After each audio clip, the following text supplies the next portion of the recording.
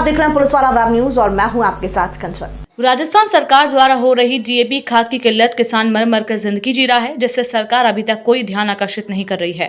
रबी की फसल बोने के साथ ही किसान को डीएपी खाद की जरूरत पड़ती है, जिससे किसान अपनी खेती को समय अनुसार बो सके। ऐसी किल्लत अजमेर के उपखंड क्षेत्र सरवाड़ में देखने को मिली, जिससे किसान डीएपी खाद के लिए दर दर की ठोकरें खा रहा है और दुकानों के बाहर लंबी लंबी कतार लगाए किसान सुबह से ही डीएपी खाद के लिए तरस रहे हैं और दुकानदार रात दिन दुगने दाम में बेचकर चांदी कूट रहे हैं। होलसेल दुकानदारों द्वारा गोदाम में डीएपी खाद होते हुए भी देने से कतरा रहे हैं और किसान बाजार दुकानों में डीएपी खाद के लिए परेशान है। डीएपी खाद की किल्लत ज्यादा होने की वजह से किसानों की शिकायत के बाद डीओ कृषि पर्यवेक्षक हेमराज मीणा, गोपाल बेरवा, कृषि विभाग के रामचंद्र मीणा ने सरवाड़ उपखंड पहुंचकर कृषि दुकानों और गोदामों का एक एक जगह जाकर छानबीन और जायजा लिया, जिसमें किसानों को wholesale dealer Maheshwari agriculture engineering company खाद देने में आनाकानी करने पर किसानों को तुरंत प्रभाव से कार्रवाई करने के दौरान किसानों को हाथों हाथ 200 कट्टे वितरित किए गए। और डीओ कृषि पर्यवेक्षक हेमराज मीणा ने बताया कि सब किसान शांति बनाए रखें। आने वाले 1-2 दिनों में केकड़ी और सरवाड़ क्षेत्र में 9000 कट्टों की पूर्ति जल्द होनी है, जिससे किसानों को रबी की फसल बोने में आसानी होगी। अगर डीएपी खाद की जगह 2 सल्फर के कट्टे, 1 यूरिया का कट्टा बुआई से पहले लगा दिया जाए तो वो डीएपी से भी बेहतर साबित होगा और सरवाड़ क्षेत्र में खाद की पूर्ति जल्द से जल्द हो जाएगी। और डीओ अधिकारी हेमराज मीणा ने प्रत्येक दुकानदार, होलसेल डीलर किसी भी प्रकार की खाद या बीज देने में आनाकानी व निर्धारित किए गए मूल्य से अधिक रेट लेने वाले दुकानदारों पर कार्रवाई की जाएगी।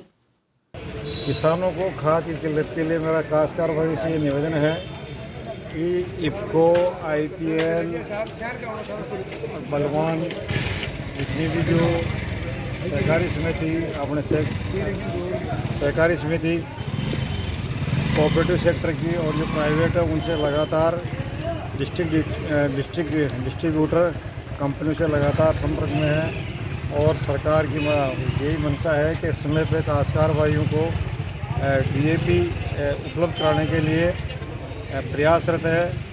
अब तक जो आया था उसको सबको पोस्ट आधार के मशीन पे आधार कार्ड पे वितरण कराया गया है। अब आगे जो सेकंड विकल्प है, काश्तकार भाई से निवेदन है कि 1 हेक्टेयर में 3 बैग सिंगल सुपर फास्फेट और 1 बैग यूरिया का बेसल डोज में बुआई से पूर्व अंतिम जुताई के इसमें बुआई करें। उसका इतनी उपयोगिता है और कम लागत आती है। उसमें 2 तत्व एक्स्ट्रा मिलते हैं, गंधक और कैल्शियम।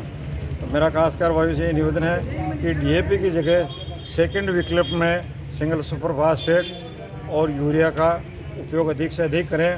और जहाँ तक है इफको द्वारा, करपको द्वारा लगातार 1-2 दिन में करीब 350 MT की व्यवस्था के लिए विभाग और सरकार से जो प्रयास किए जा रहे हैं, जैसे जैसे उपलब्ध होता जाएगा काश्तकार भाइयों को नियमित रूप से सुचारू रूप से पारदर्शिता के साथ वितरण। सर, किसानों का आरोप है कि भाई ये खाद के कट्टे के साथ में हमें बीज भी दे रहे हैं, ये अनिवार्य है?